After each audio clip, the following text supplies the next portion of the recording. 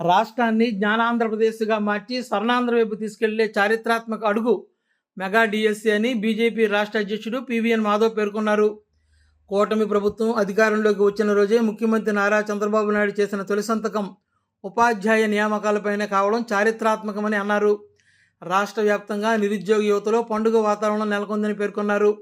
Mega DSC 2025 నియామకాలతో 16,000 మందికి ఉపాధ్యాయ ఉద్యోగాలు కల్పించడం నా భూతో నా భవిష్యత్ ఘట్టమని మాధవ్ అభివర్ణించారు.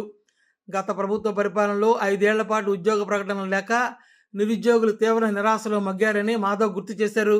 కానీ కొత్త కూటమి ప్రభుత్వం తొలి రోజే మెగా డిఎస్సికి సంతకం చేసి 40 సంవత్సరాల వయసున్న వారికి పరీక్షలకు అవకాశం కల్పించడం ద్వారా వేలాది నిరుద్యోగుల కలను సాకారం చేసిందని పేర్కొన్నారు.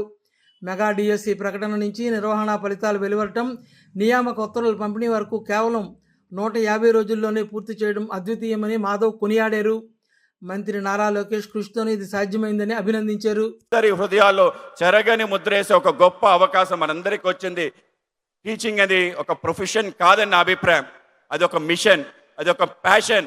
ఆ విధంగా మనందరం కూడా ఒక మిషన్ మూడ్లో, అంటే ఇవాళ నేను నలుగురికి విద్య అందిస్తున్నానంటే ఆ విద్య ద్వారా వాళ్ళు ఏ విధంగా ప్రతిస్పందించి జీవితకాలం వాళ్ళ యొక్క ముందుకి మీరే కారణభూతులు అవుతారు. కనుక అటువంటి గొప్ప అవకాశం మీరందరూ కూడా గురువులే గొప్ప అవకాశం ఈ యొక్క డిఎస్సి 2025 ద్వారా మీకు అందరికి వచ్చింది.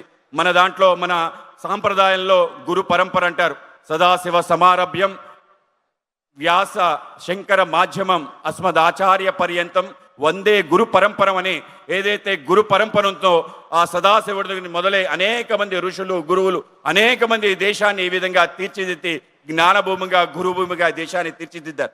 తప్పనిసరిగా మీరు కూడా ఆ కోవలోకి వస్తారు. ఆ పరంపరలో భాగంగానే మనందరం కూడా ఇవాళ టీచర్లుగా మారే ఒక అవకాశం వచ్చింది. ఈ అవకాశాన్ని అద్భుతంగా అవకాశాన్ని వినియోగించుకొని నిన్న విద్యార్థి ఇవాళ అధ్యాపకుడయ్యాం.